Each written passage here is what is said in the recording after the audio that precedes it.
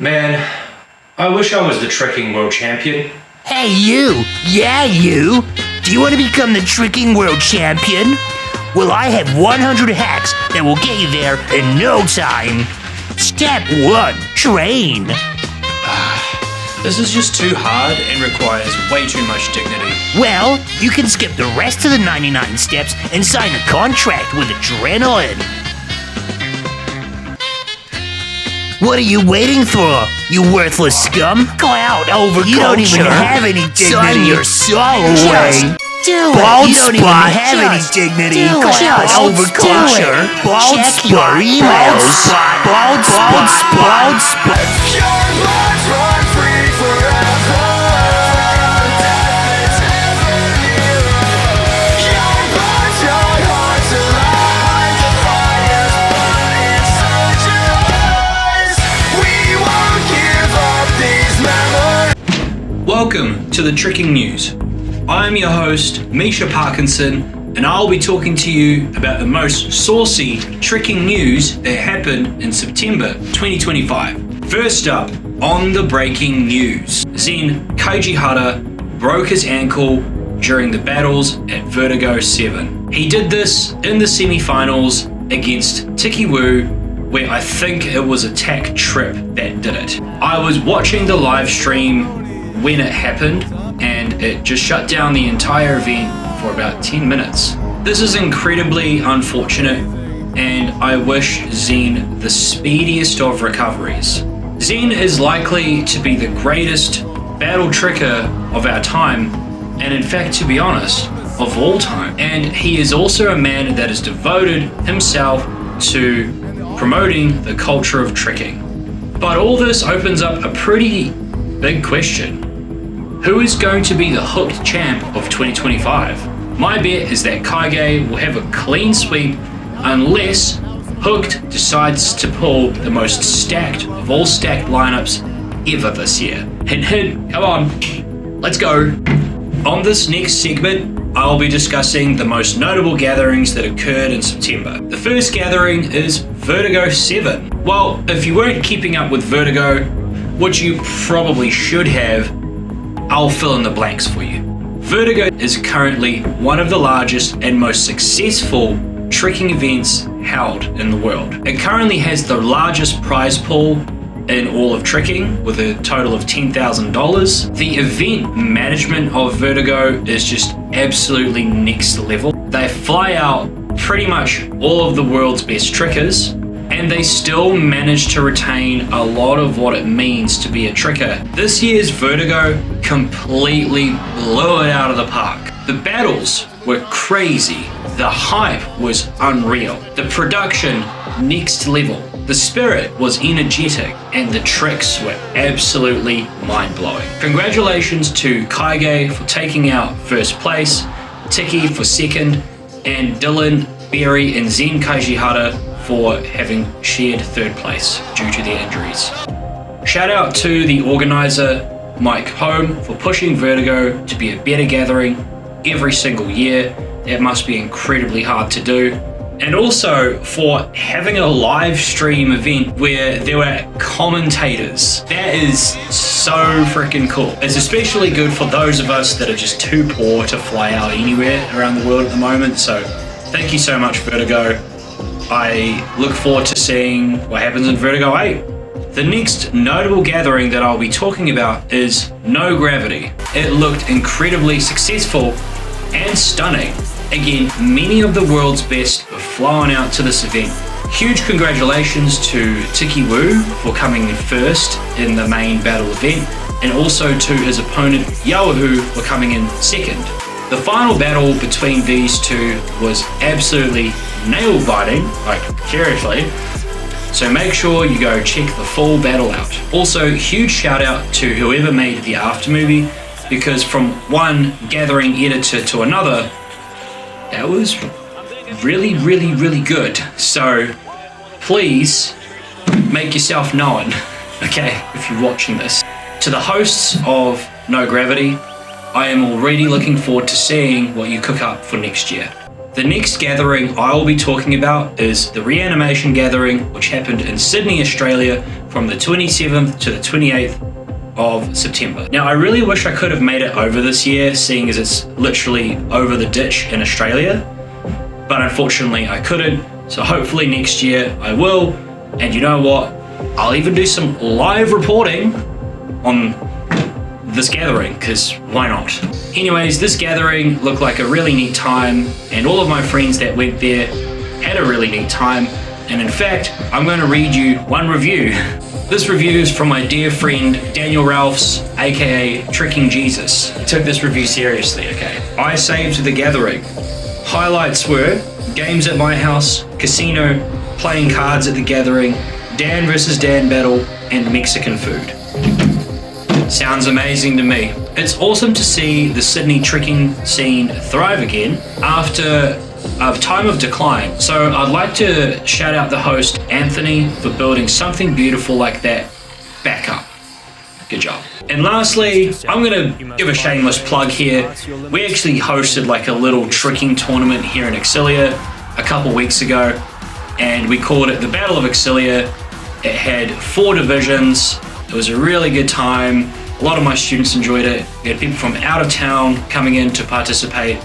We had judges from around, I guess, New Zealand come in, and it was just really, really cool to see tricking as a sport develop in that direction here in Exilia and hopefully the rest of New Zealand. So go check out the YouTube edit if you're curious. I mean, you don't have to, but come on, please. In this segment, I'll be talking about some saucy samplers that came out in the month of September. I will forever be doing this segment, by the way, because tricking needs more samplers. And come on, guys, it's really fun to make one. Do it. Do it. Now, the first sampler is called Higwashi. I think I might have butchered that. I'm sorry. Made by user, let me just look at my notes. Chan2DT. Made by user Chan2DT. Now, this sample wasn't actually made in September or even this year. It was actually made in October of last year, but I do think it's worthwhile talking about. The man literally flew out to Japan to shoot an incredibly aesthetic sampler with unique combos, surreal vibes, and he used some great music, which honestly really put me in quite the trance when I watched the full thing. And he got to train with Shosei at Tundra, which is literally every tricker's dream. So go and check it out. The next sampler I'll be talking about is called Muzzle by Quinn Cooper. It was absolute class, and it felt like a coming-of-age sampler where he lands his first ever triple cork. There were lots of big firsts for this young man, and it was overall just a great vibe. I'm looking forward to seeing what you muzzle up next.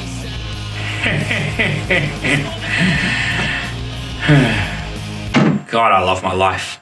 The next sampler I will be talking about is called Do Good Things by user Rando Express. So this is my first time coming across this young man, and it was actually the YouTube algorithm that allowed me to stumble upon this beauty of a sampler. So he has some very creative and unique tricks, which allows him to string together some very intricate and eye-catching combos. I look forward to seeing how you develop your style. Honestly, I was actually blown away quite a few times when I watched it. So good job, man. The next sampler I'll be talking about is called Autonomous by GV Tricking. So my guy here has filmed a very, very cool sampler where he filmed it outdoors and all in the same field. Well, actually, all the tricks were done on the same field. And it's very easy on the eyes to watch. He spent quite a lot of time training and clip farming in order to make the sampler, so definitely go give it a view. I love watching the progression of your tricking as you developed this sampler, as well as the dedication that you put into it. So keep it up, man. I really do want to see some more. And the last sampler I'm going to be talking about is the Forbidden Clips Part 2 by Thorn Anderson. Yes, I know, I talked about this man in the previous Tricking News episode, but this man is just so full of steez that I can't help but to talk about another sampler that he just dropped. I could literally watch this man trick all day and I'll never get bored because there's always something new that he's bringing to the table. So please, after watching this episode, or even right now, go and educate yourself on what it means to be a true pioneer in tricking by watching Thorn's Sampler. You will not be disappointed. In this segment, I'll be talking about the good sorts.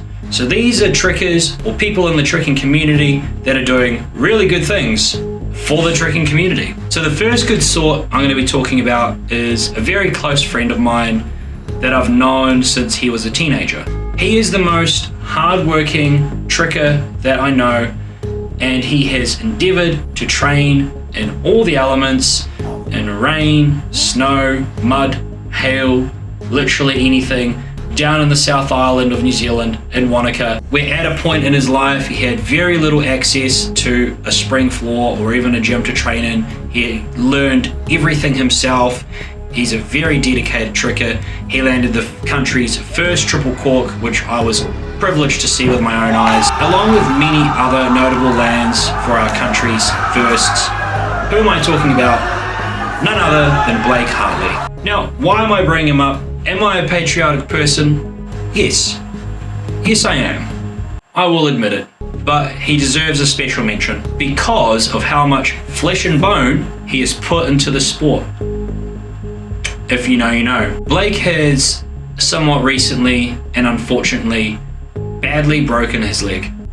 And this has caused him to fall into a dark place mentally. The lad was about to go and represent New Zealand overseas in America at Vertigo, which he's been wanting to do for pretty much his entire tricking career.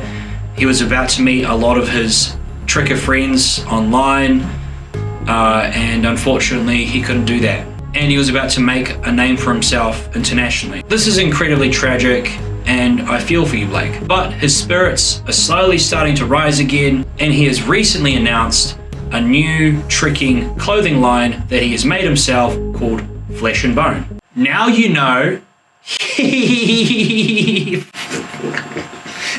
Flesh and Bone, because that's what we risk when we do tricking. Please go and check it out. It honestly has some of the coolest tricking designs for clothing that I've seen in a long time, and I'll probably be getting some myself. So check the link in the description. Go check my boy out. Go check my boy's tricking merch out. And to my dearest friend, Lil Balaki, keep your chin up. Put your energy into your recovery.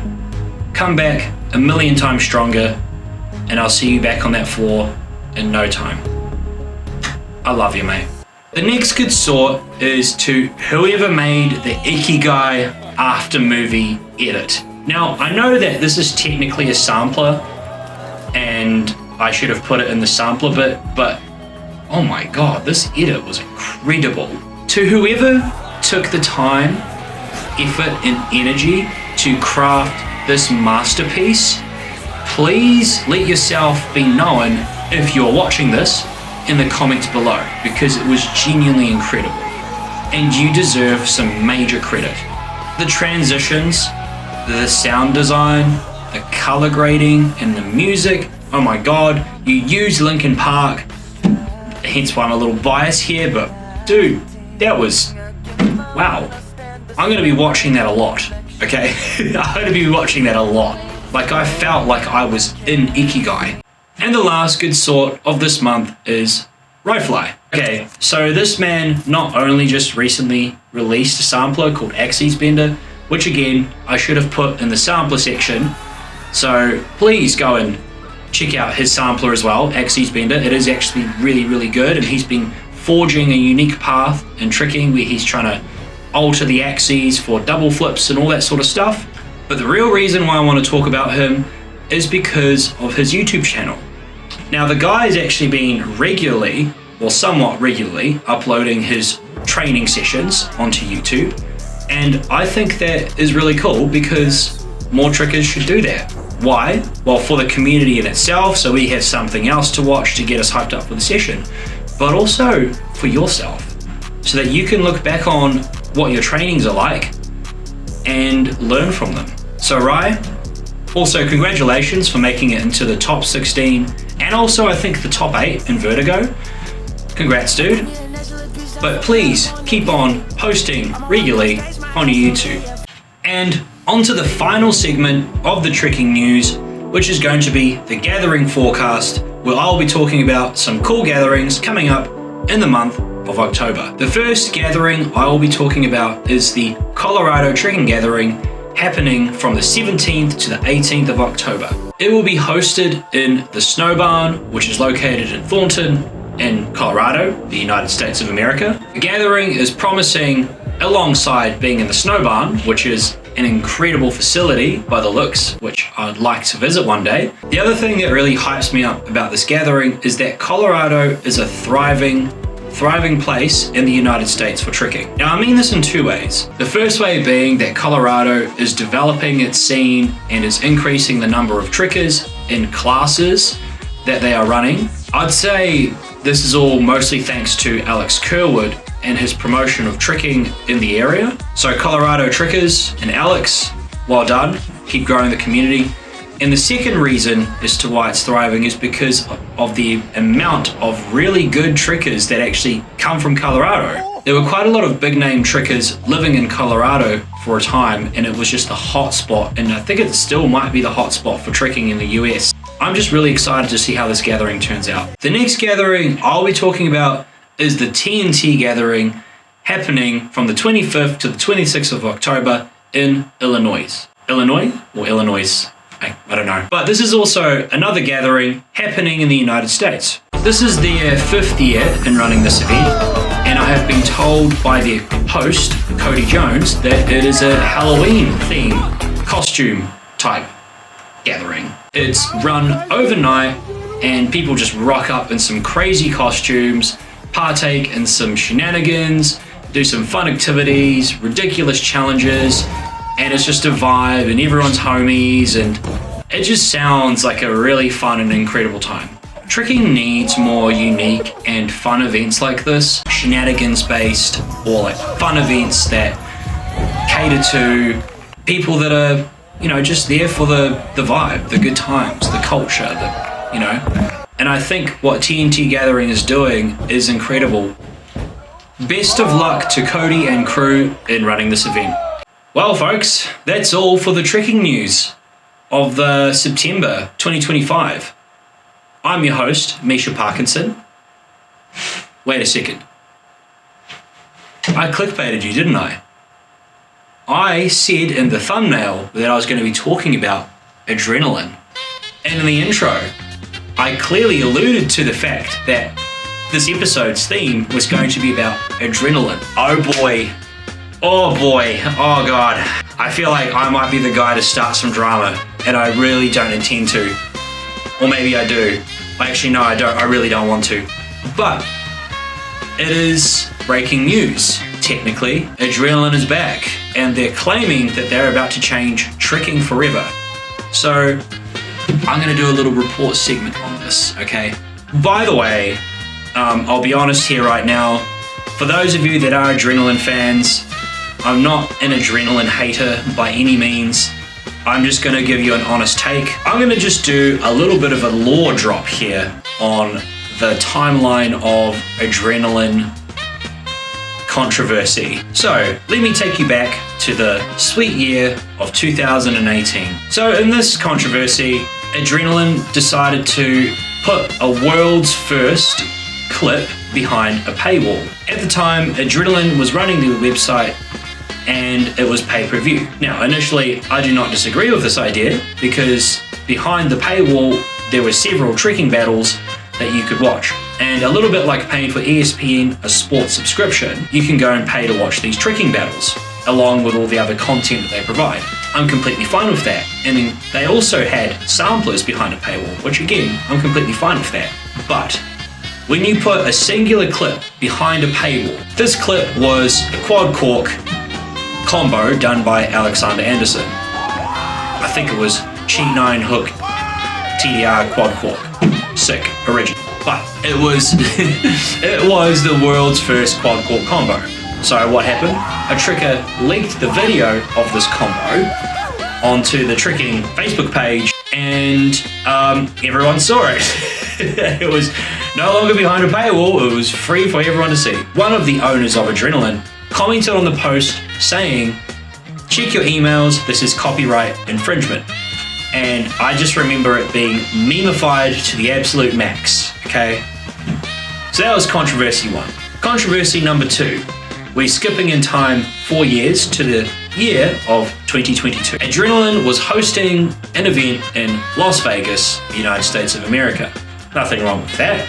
The controversy here was behind the marketing of the event. So Adrenaline decided to market this event here as a UFC type fight, which is ridiculous. The culture and spirit of tricking is so far removed from this UFC style type competition. Now, what I mean by the UFC Conor McGregor type back and forth was Michael Guthrie just full on smack talking his opponent, who at the time was Boyang Cheng, I think. And it just came across as just nasty. Like, I can't remember what he said exactly, and I can't be bothered trying to find the posts. Like, it was all done on Instagram comments and stories, and it was just a foul time. Now, I know I'm reopening up some old wounds here, and I'm sorry, but history is history, and we've got to talk about it. Also, they marketed the championship battle as the World Championship between Michael Guthrie and Boyang Cheng, and it was really weird because like Shosei was at that event. Like, why wasn't Shosei facing off against Michael Guthrie? Michael Guthrie is Adrenaline's frontman, of course. We all knew that, but it didn't make sense, and it didn't feel right. And in 2023, the same thing more or less happened, except it was Alexander Anderson. No Shosei was present at the event, but it just felt stupid. And they did like a whole UFC face-off where they came together like this, and then Guthrie was going da-da-da, and Alexander Anderson was going da-da-da, and it was just, oh god, I can't. That's moving us to 2025. Adrenaline has announced a new battle league that is claiming to change tricking forever. So, what does that mean? I don't know, honestly. It's a little vague, but it sounds promising, I guess. Maybe it's televised again, potentially. I'm assuming it would be like a battle circuit of sorts, and it's going to be televised on a sports network. Yeah, I mean, it sounds cool. Now, is there still a little bit of that UFC-esque, drama going on? And I had a little bit of a look at the YouTube, the trailer for the championship battle, the world championship battle between Michael Guthrie and Alexander Anderson again, and yeah, there was. Yeah, you shit the bed more than both my kids combined. So bro, it's all you're you're constantly But I saying got that robbed because you put it out. I get paid more than you if I lose. Oh god, I do wonder how much they get paid. Like, I do wonder. It'll never be told, but I do wonder. But I guess it's not as bad as, commenting on each other's Instagram posts and making story posts like a bunch of 12-year-olds. Okay, I guess it's a little bit more professional. And I'm guessing that the whole new era of tricking thing is that they're trying to make tricking a little more watchable for the average Joe, the person that's not a tricker, the muggle. If you can try and make tricking more watchable to the average person, because it is a very technical sport and it's really difficult to dissect what is actually happening, so if you add in a little bit of spice, a little bit of drama of sorts or whatever, fake beef, you name it, tension, stakes, all that sort of stuff, maybe tricking is a little bit more consumable to the average person. That is what I expect their marketing strategy is. And to be honest, I'm not necessarily against it to make tricking more watchable for the average person, but making it seem like a UFC style fight is not the way I would make things more watchable for tricking. I don't have the answer. Okay, if you're looking for the answer, I don't have one. But the way adrenaline is doing it, I don't think that is the answer. Okay? Most people don't really care about tricking, okay? And seeing like a drama fight type thing is gonna make people think it is a drama type fight thing. But when they go and watch it, it's a bunch of ninja flips. But I think Adrenaline is trying their best to sort of heal some old wounds here. They are giving out 300 free tickets, and they are also giving out free t-shirts to any tricker that goes to the event. So, you know, that is a positive. And as I said, again, the marketing for this, it's still on the UFC-esque, but it's just not as bad as it was, even though I disagree with it. Now, the actual event isn't until November the 15th, so there's plenty of time for some controversy to pop up, but I hope there isn't any. I hope it's smooth sailing for Adrenaline. And I do want to live in a world where Adrenaline can try and grow tricking in a way that resonates with the trickers themselves and helps to draw in an audience from the world as well. Wouldn't that be lovely? Tricking is such a young sport with an abundance of potential. And Adrenaline is just taking one path of the potential that tricking has and trying to grow it within that path. I don't think it's the end of the world for tricking. I honestly don't even think it's that big of a deal at all in life if you really think about it. Tricking might be exposed to way more people. And that could be a really good thing or a really bad thing. The important thing is, tricking is a free spirit type sport. Like, you don't have to associate with Adrenaline if you don't want to. Like, you can still train how you want and still run events like how you want. And I think so long as that freedom exists, doesn't matter what someone else is trying to do for tricking, even if we don't agree with it. We've got our own little bit that we can add, so we should focus on that. And with that, that's the tricking news of September. I'll see you guys in the next episode.